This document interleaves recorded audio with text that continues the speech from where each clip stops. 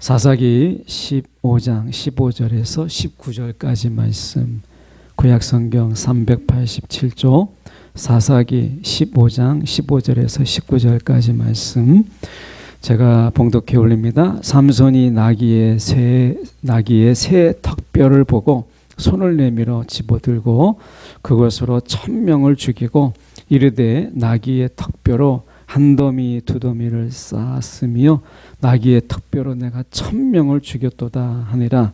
그가 말을 마치고 턱뼈를 자기 손에서 내던지고 그것을 라맛레이라 이름하였더라.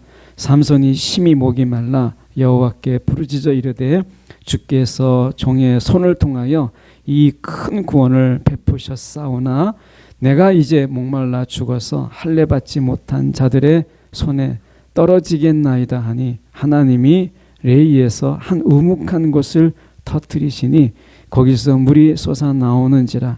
삼손이 그것을 마시고 정신이 회복되어 소생하니 그러므로 그 샘 이름을 에나고레라 불렀으며 그 샘이 오늘까지 레이에 있더라. 아멘. 오늘 이 말씀 가지고 우리가 거룩한 분노가 절박한 부르짖음을 만든다. 거룩한 분노가 절박한 부르짖음을 만든다라는 제목으로 함께 말씀을 나누기를 원합니다.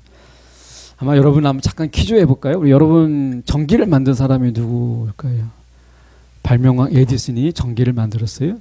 근데 차를 만든 사람은 잘 모르잖아요. 자동차를 만든 분은 저도 이번에 준비하면서 알게 됐는데 이 사람은 늘 생각을 할 때 다른 사람과 다르게 생각하고 다른 사람과 다르게 행동하는 것을 삶의 모토로 삼았던 사람이었어요. 그래서 그는 생각했습니다. 말과 마부가 없는 마차를 좀 만들어 보자.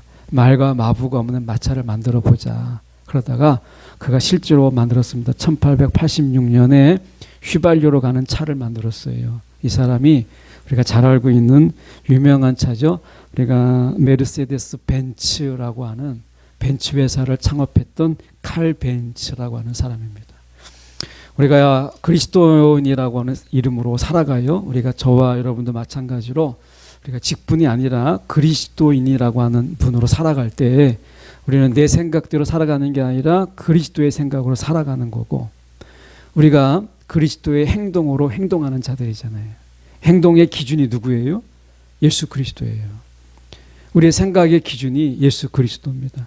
그래서 하나님은 말씀하셨어요. 내 생각은 너희와 다르다. 하나님의 생각이 달라요. 예수님의 생각도 마찬가지였어요. 그래서 우리는 세상과 다르게 생각하려고 하는 게 아니라 예수님의 생각이 세상과 다르기 때문에 우리는 세상과 다른 생각을 하고 예수님이 세상 속에 이 땅에 오셔서 세상의 사람들과 행동을 똑같이 하신 게 아니라 다르게 하셨어요.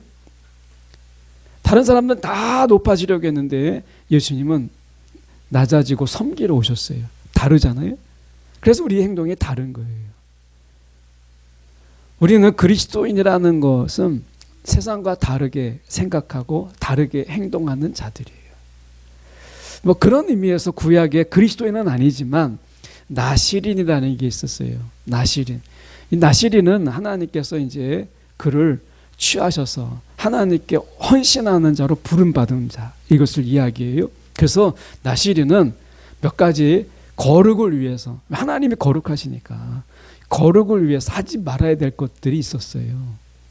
오늘 삼손은 태어나면서부터 나시린이었어요. 보통 사사들은 중간에 우리가 기도원도 아시다시피 중간에 부름을 받았는데 삼손은 하나님이 나실 때부터 나시린이었고 하나님이 어느 정도 자랄 때 그를 사사로 세우셨어요. 오늘 저희가 삼손의 삶을 통해서 오늘 우리가 그리스도인으로서 이 땅에 어떻게 살아갈 것인가 라고 하는 부분을 함께 잠시 고민해 보려고 합니다.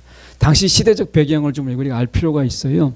당시 시대적 배경은 이스라엘이 사사기의 구도가 항상 하나님의 은혜가 있잖아요.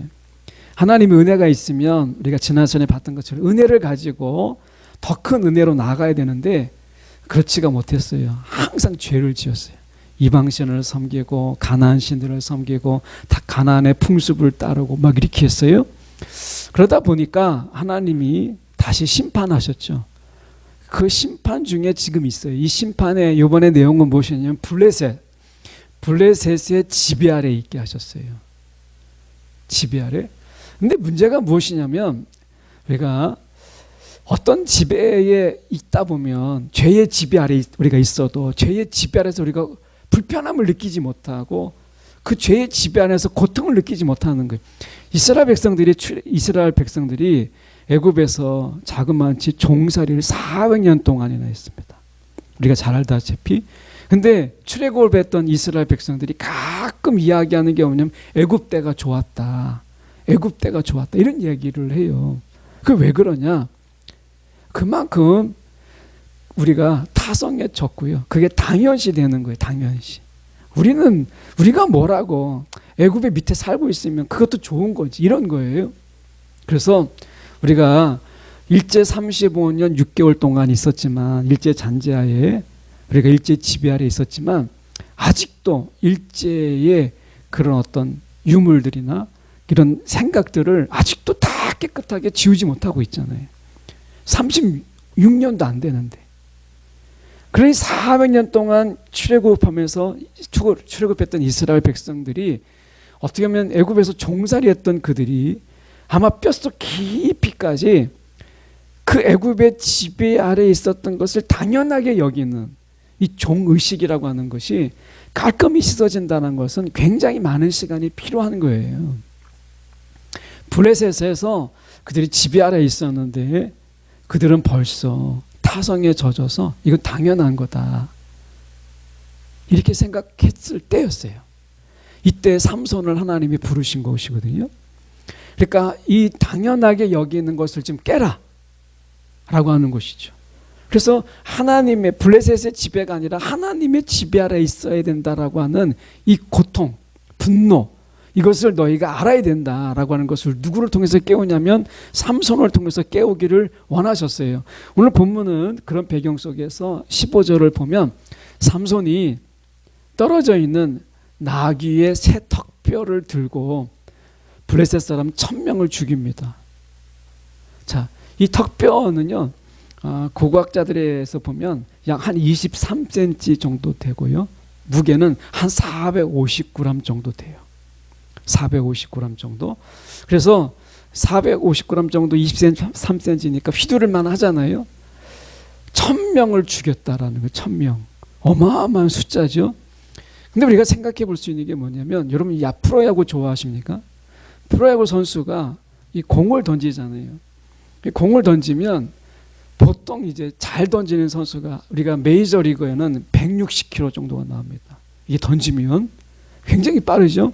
근데 우리나라 선수는 지금 많이 하향화됐어요. 옛날 최동원이나 뭐 이런 어마어마한 선수들이 지금 다 은퇴하고 한국의 선수들이 잘해야 150km 조금 넘습니다. 그러니까 그만큼 이제 이 투수력이 저하가 됐어요. 그럼에도 불구하고요, 150km를 던지는 투수가 150개, 한 게임에 150개를 던지면 바꿔줘야 돼요. 150개 이상을 던질 수가 없어요. 보통 120개. 선수 보호 차원에서. 근데 이 지금 삼손이 공을 던지게 한다면 1000개를 던진 거예요. 그래 사람이 죽을 정도로 쳤으니까. 그러니까 1000번을 휘두른 거예요. 저 같으면요, 어깨가 빠집니다. 이거 못해요. 힘이 빠져서 못해요. 1000번을 공을 던진 것 똑같, 한 번에 던져서 딱 맞아서 죽어야 되니까 어떤 경우 2번 때리는 경우도 있잖아요. 빗나가는 경우도 있잖아요. 사람이 피하기도 하는 거지 언제 다 그냥 맞아요? 맞으라고 가만히 있는 것도 아닌데. 그러니까 1000명을 죽이기 위해서는 1000번을 더 휘두른 거죠. 아마 2000번은 휘둘렀을 거예요. 그러면 웬만한 사람은요, 어깨 빠집니다. 예. 혹시 이제 여러분처럼 어깨가 든든하시는 건 모르겠지만 어림도 없는 이야기예요. 그러니까 굉장한 일인 거예요. 괴력이에요, 괴력. 그런데 여기서 문제가 있어요. 삼손은 뭐예요? 나실인이에요. 나실인은 우리가 민수기 6장 6절에 이렇게 말씀해요. 자기의 몸을 구별하여 여호와께 드리는 모든 날 동안 시체를 가까이 하지 말라, 이렇게 되어 있습니다. 그러니까 나실인은요, 시체를 가까이 하면 안 돼요. 나귀의 새 턱뼈입니다. 오래된 턱뼈가 아니라 나귀의 새 턱뼈, 이제 죽은 지 얼마 안 되는 턱뼈의 시체를 만진 거예요. 우리가 세상을 살아갈 때 우리가 부딪히는 문제가 있어요. 항상 문제가, 어떤 문제가 있느냐, 효율성과 뭔가 실용적이고 이런 것들, 효과적인 이런 게 있는데, 이게 거룩함과 약간 반할 수가 있죠. 지금 삼손이 그런 거거든요. 23cm에 450g 정도로 휘두를 만한 거예요. 근데 여기에 새 턱뼈니까 이가 막 그 안에 다 박혀 있는 거예요. 그러니까 얼마나 휘두르기가 좋아요. 무기 삼기엔 딱 좋은 거죠. 그런데 죽은 시체를 만져야 돼요. 자, 거룩함을 깨는 거죠. 시체를 만지면 이건 부정한 것이라고 이야기를 해요. 자, 여러분 어떻게 하시겠어요?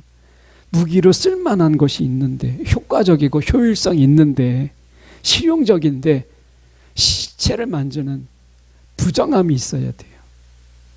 그럴 때 여러분 어떻게 하시겠어요? 여러분의 삶 속에서 실용적이고 효과적인 건데 하나님의 뜻하고는 약간 맞지 않아요. 그럴 때 우리는 어떻게 하죠? 실용적인 걸 택하잖아요. 내가 나을 수만 있다면, 내가 성공할 수만 있다면, 내가 돈을 벌 수 있다면, 하나님 말씀에 살짝 눈을 감지 않아요? 삼손이 바로 그런 거예요. 여러분, 거룩의 문제와 실용의 문제, 효과적인 문제를 부딪히게 될 때 지금은요, 실용주의 시대에 살잖아요. 실용주의에 살다 보니까 거룩의 문제는 밥 먹고 사는 데는 도움이 안 돼요. 여러분, 거룩하다고 밥이 나옵니까? 쌀이 나옵니까? 안 나와요. 실용적으로 내가 뭘 택해야 여러분 먹고 살 수 있는 시대, 실용주의 시대에 살고 있기 때문에 거룩은요, 이 시대에 그렇게 아주 좋은 타이틀은 아니에요. 그러다 보니까 삼손도 굉장히 실용주의적인 그런 사람입니다. 그러다가 어떻게 해요? 거룩이 밥 먹여주냐? 그 거룩을 내팽개치는 거예요. 뭐 쓸만한 게 있으니까 그걸 잡고 1000명을 죽여요. 삼손이 얼마나 신나게 죽였는지 약간의 리듬이 나옵니다. 16절에 보시면 이르되 나귀의 턱뼈로 한 더미 두 더미를 쌓았으며 이렇게 돼 있잖아요. 한 더미 두 더미. 원래 히브리어로 보면요, 이 턱뼈와 더미라는 말이 같은 히브리어로 되어 있어요. 발음만 틀려서 의미가 다른 거예요.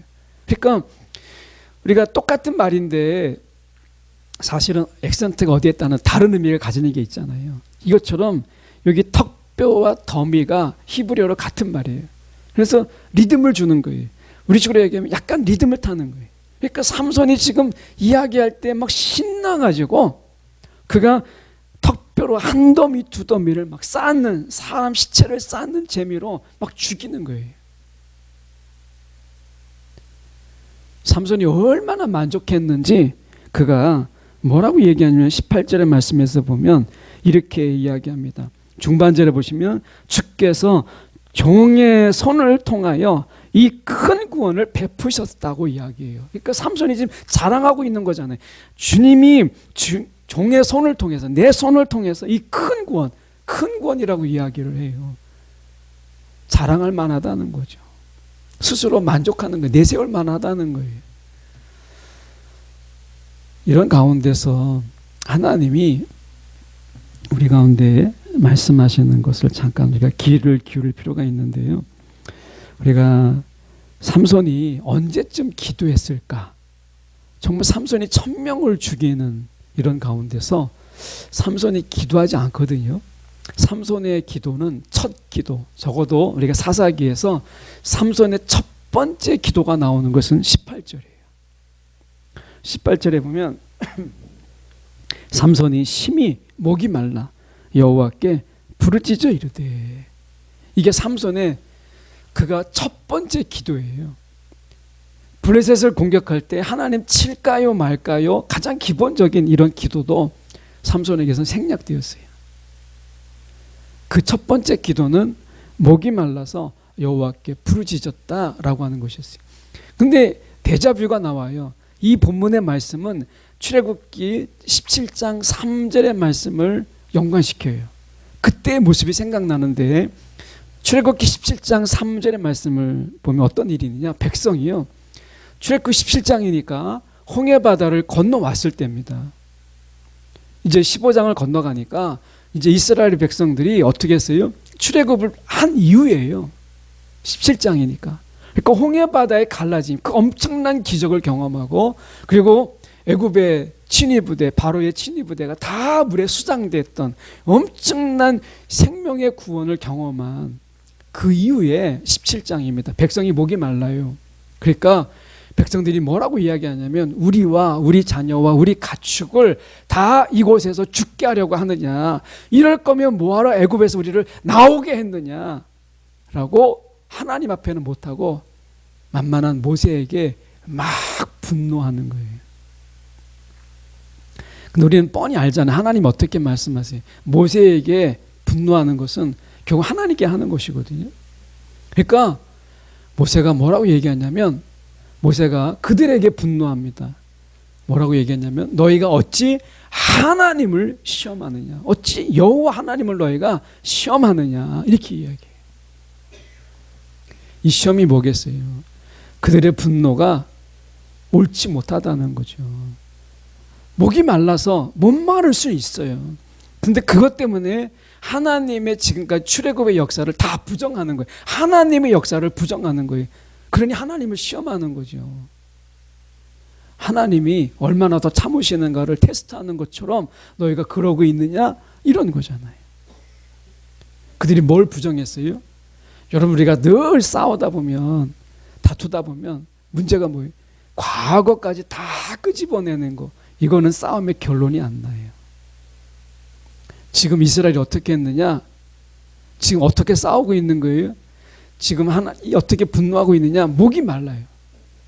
막 목이 마른데, 그런데 뭐라고 얘기해요? 왜 이럴 거면 애굽에서 나오게 했느냐? 이럴 거면 뭐라 애굽에서 나오게 했느냐? 이렇게 이야기하는 거죠. 그래서 이스라엘은 이 모세에게 분노하고, 모세는 그들의 시험하는 것을 보면서 그들에게 분노해요. 근데 둘의 차이가 있어요. 똑같이 분노했어요. 어떤 차이가 있느냐? 이스라엘은 기도하지 않았어요.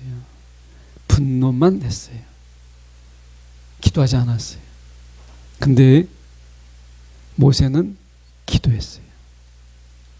모세는 어떻게 기도했느냐? 4절의 말씀에 보니까 이렇게 얘기합니다. 모세가 여호와께 부르짖어. 모세는 부르짖었어요. 백성들은 기도하지 않았어요. 분노할 줄 알았지만 기도할 줄 몰랐어요. 왜 이런 차이를 가지고 왔느냐? 분노의 차이예요. 분노의 차이가 부르짖음의 차이를 가져온 거예요.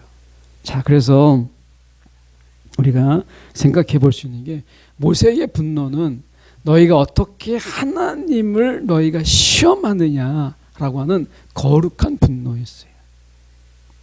백성의 분노는 하나님의 역사, 하나님의 은혜까지 다 부정하는 그런 분노였어요.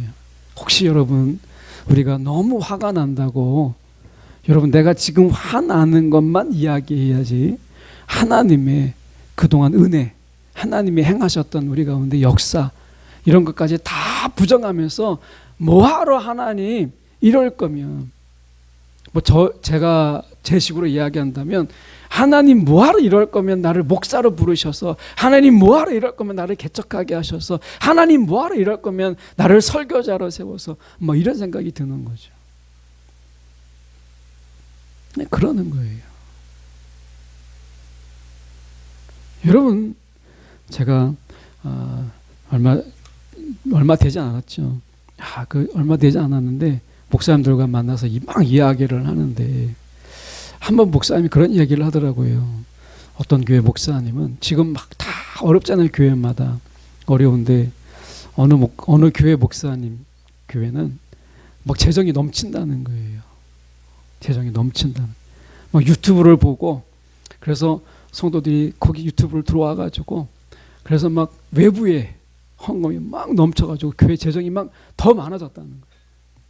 그래서 본 교회에서 들어오는 것보다 외부에서 들어오는 헌금이 3배나 더 많대요. 본 교회에서 들어오는 헌금, 성도들이 헌금하는 것보다 3배가 많다는 거예요. 제가 그 얘기를 듣는데 하나님께 짜증이 나더라고요. 하나님, 뭐하러 그럴 거면 막 이런 얘기가 드는 거예요. 여러분, 우리가 짜증내고 막 화낼 수 있죠? 그런데 중요한 것이 이겁니다. 하나님이 하신 역사를 부정하지는 마세요. 이거예요. 그러니까 제가 그런 얘기를 들으면 야, 좋겠다 막 부러움도 하는데, 그러면서 짜증이 날 때 예를 들어서 제가 하나님, 그러면 그럴 거면 뭐하러 하나님 나를 목사로 세웠고 뭐하러 그럴 거면 하나님 설교자로 세웠습니까? 그런 분만 있으면 되지, 이렇게 말하는 게 여러분 하나님 앞에서요 정말 우리가 불충한 거예요. 하나님이 하신 일들을 부정하지는 마세요. 지금 애굽 사람이 어떻게 했어요? 아니, 죄송합니다. 애굽 사람, 이스라엘 사람이 어떻게 했어요? 목이 말라요. 그럼 목이 마르면 하나님, 내가 목이 마릅니다, 하나님 정말 나에게 물을 주십시오라고 기도해야지. 어디까지 갔어요? 뭐하러 하나님 애굽에서 나를 건져주셔서, 우리를 건져주셔서 우리와 우리의 자녀와 우리의 가축까지 다 죽게 하십니까? 뭐하러 데리고 나오셨습니까? 이렇게 얘기하는 거예요. 그러려면 이스라엘 백성들이 출애굽하고 나서 미리암의 노래, 모세의 노래 속에서 왜 같이 노래했어요? 이것까지 부정하는 거잖아요. 하나님을 찬양했던 것까지 부정하는 거예요. 여러분, 분노에도요 선이 있는 거예요. 그 선을 지키세요. 이들의 분노는 하나님의 역사를 부정했어요. 이럴 거면 뭐하러 데리고 나왔습니까? 그러니 기도할 수 있겠어요? 하나님의 역사를 부정하면 하나님께 기도할 수가 없어요. 하나님의 은혜를 부정하는 자가 어떻게 하나님께 기도할 수 있겠어요? 그래서 이스라엘은 기도할 수가 없어요. 모세는 선을 걷죠. 어떻게 너희가 여호와 하나님을 시험하느냐. 그리고 모세는요 기도했어요. 거룩한 분노, 하나님이 어떤 분이신 걸 보여주십시오. 하나님이 그들을 애굽에서 나온 하나님의 그 은혜를 다시 한번 보여주십시오. 모세가 기도하죠. 거룩한 분노가 절박한 부르짖음을 만드는 거예요. 여러분, 거룩한 것이 밥 먹여주냐고 하죠? 밥 먹여줍니다. 예, 거룩함이 우리를 살리는 거예요. 모세가 어떤 자였어요? 하나님께 그가 기도하는 자였어요. 기도하는 자. 삼손은요 오늘 처음 기도하는데 뭐 때문에 기도했느냐? 목이 말라서 기도했어요. 근데 내용을 가만히 보면 18절을 보면요 굉장히 불순한 기도예요. 이게 보면 어떤 기도냐 이렇게 보죠. 삼손이 심히 목이 말랐어요. 뭐 1000번을 휘두르고 막 2000번을 휘둘렀으니까 뭐 땀으로 다 얼마나 막 쏟아냈겠어요. 그러니까 목이 마를 수밖에 없죠.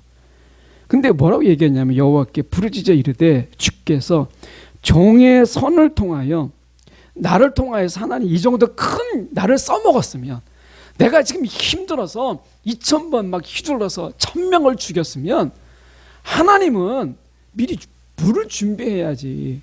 하나님 지금 뭐하고 계세요? 내가 지금 정말 어깨가 빠질 정도로 블레셋 사람을 막 이렇게 죽이고 있는데 하나님이 정말 준비도 안 하고 물도 준비도 안 하고 도대체 뭐 하셨습니까? 이런 거예요. 지금 뉘앙스가 그러잖아요. 내가 이제 목말라서 죽어서 할례 받지 못한 자들의 손에 떨어지겠나이다. 이렇게 얘기하는 거죠. 기도의 자세가 어떠세요? 읽어보면 기도의 자세라기보다는 하나님께 막 짜증을 내고 있는 것처럼 보이잖아요. 더 중요한 것은 무엇이냐면 삼손은요 사사이면서 나신인이에요. 그렇다면 여기에서 블레셋 지배 아래에 있는 이스라엘의 목마름을 봐야죠. 그 삶의 목마름, 자기가 노동해서 했던 것을 다 빼앗겨 가는 가운데 먹을 것도 없는 그들의 이 목마름을 봐야 되잖아요. 그들의 목마름. 모세는요 백성을 위해서 기도했어요. 백성을 위해서, 불평하는 백성들을 위해서 기도했어요. 이 시대에 불평이 없었을까요? 블레셋의 지배 아래 살면서 그들은 불평이 아마 있었겠죠. 어떤 경우는 타성에 젖어서 그냥 이게 당연시 여겨서 분노할 줄 모르는 삶을 살았을지도 몰라요. 그런데 삼손은 분노하지 못하는 자들을 그들을 위해서 분노해야 되는 거예요.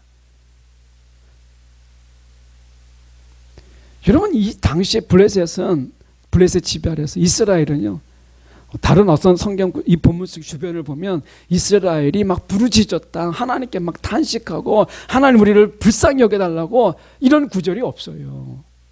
이 말씀은 무슨 말이냐면 이미 블레셋 지배 아래에 있는 것을 그들이 당연하게 여겼고 이제 살만하다, 우리가 이제 어느 정도 적응이 되었다라고 하는 거예요.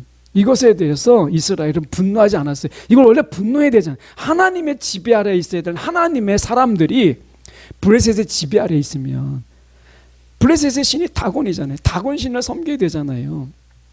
이거에 대한 분노가 있어야 돼요. 거룩한 분노가 없었어요. 그러면 누가 해야 돼요?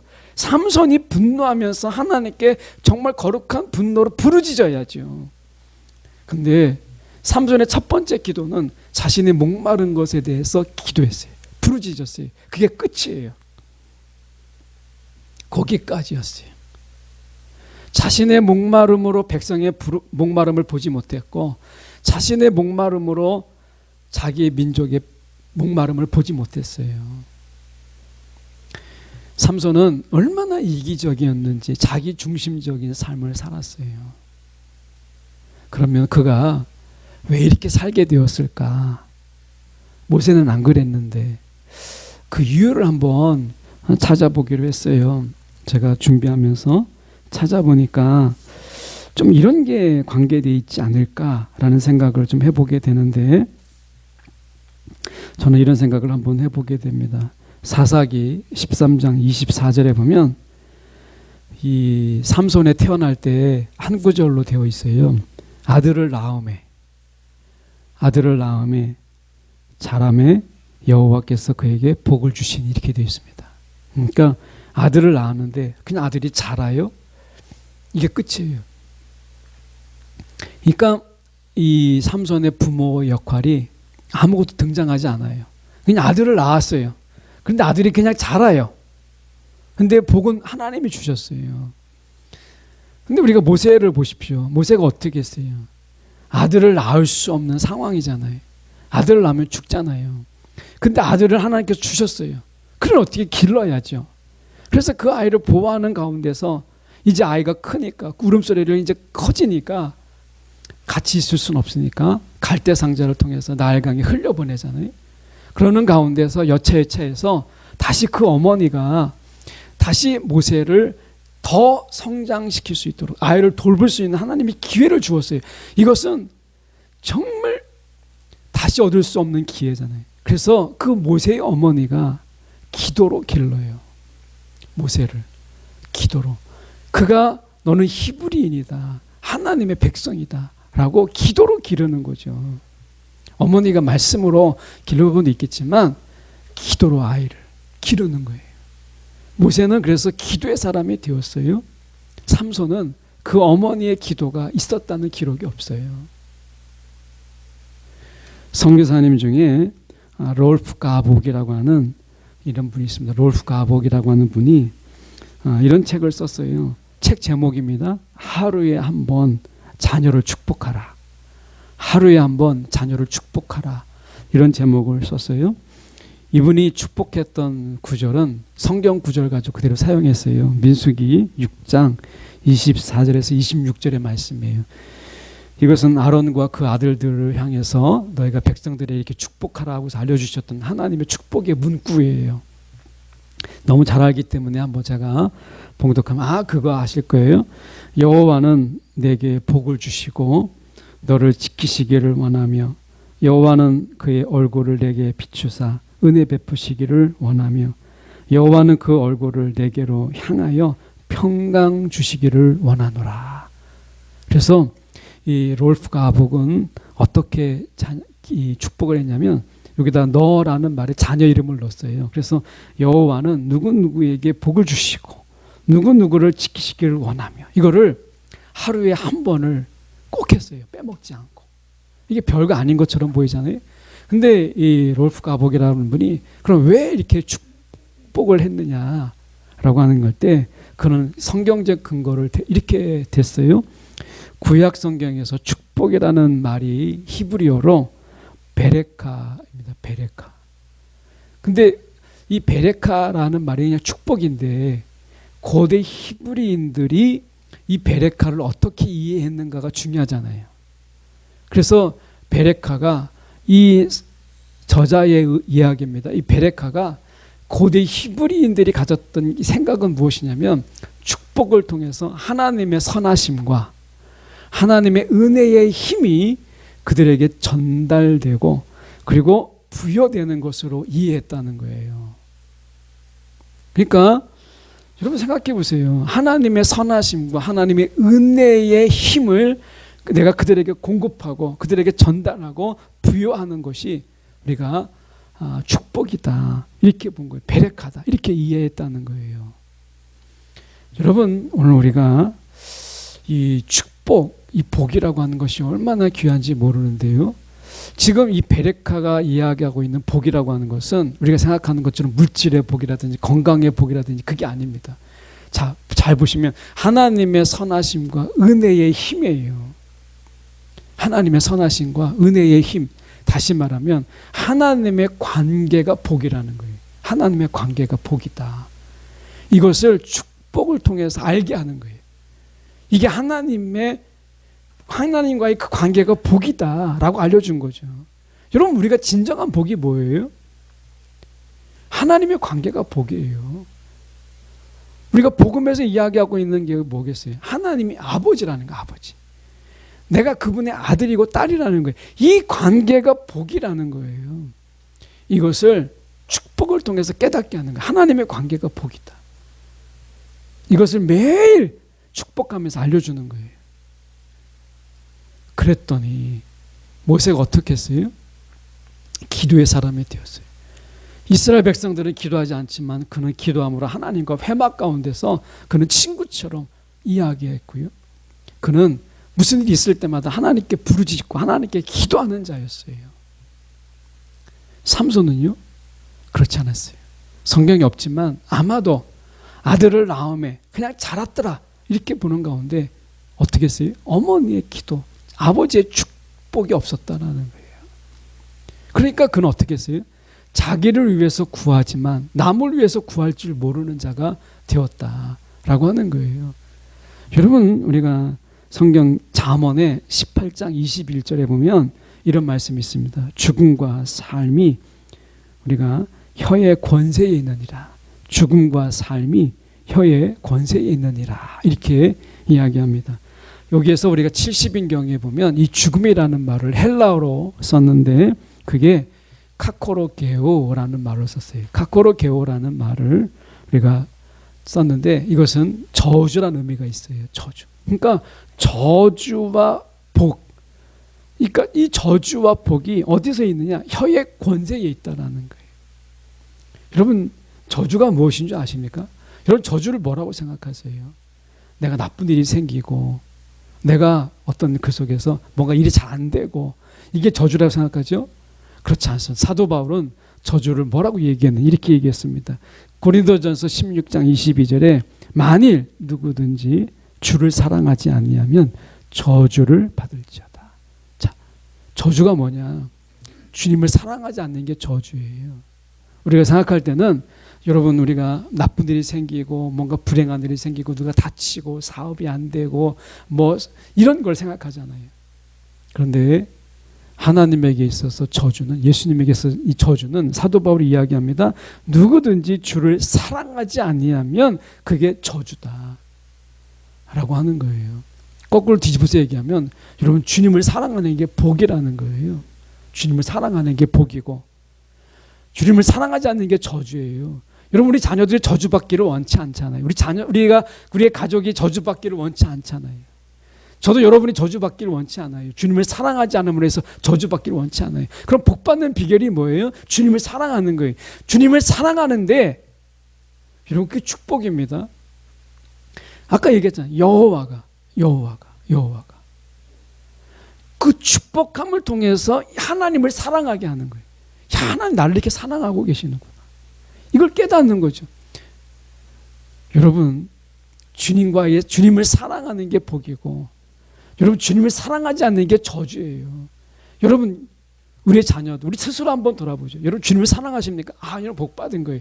여러분의 자녀가, 우리의 자녀가 하나님을 사랑하지 않고 주님을 사랑하지 않으면 잘 되는 것 같아도요, 저주 아래에 있는 거예요. 예. 저주가 뭐라고요? 잠언에 보니까 그게 죽음이에요. 죽음. 죽어가는 거예요. 영혼이 죽어가고 심령이 죽어가고 그의 삶이 죽어가는 거예요. 여러분, 내 자녀가 죽어가는데 여러분이 가만히 지켜볼 자가 누가 있어요?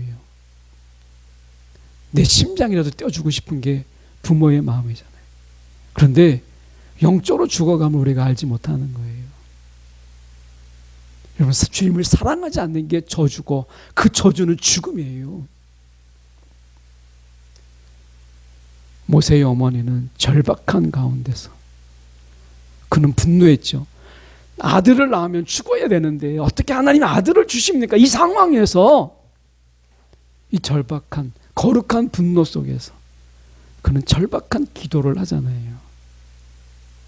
그 속에서 자녀를 길렀어요. 기도로. 그 상황 속에서 아들을 길렀어요.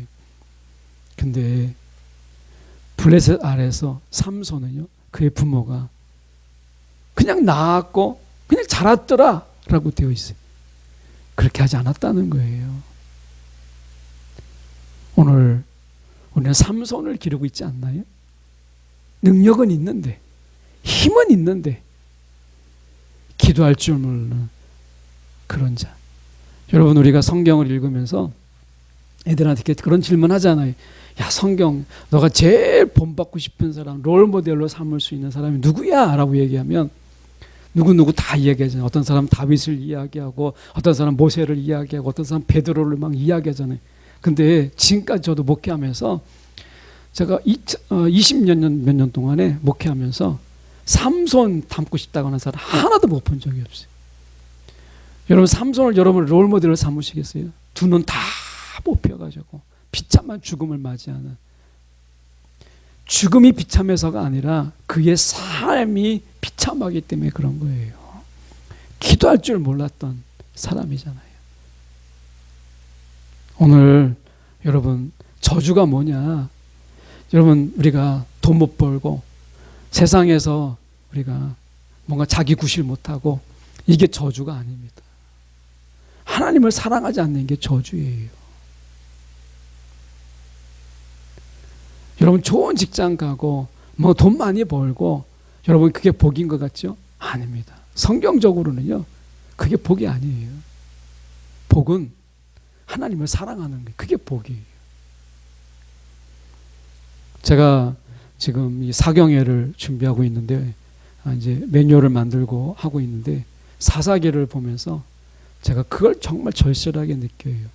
정말 유능하고 실력 있고 하는 왕들도요, 그냥 한 절에 끝나요. 하나님을 그걸 경외하지 않는 거예요.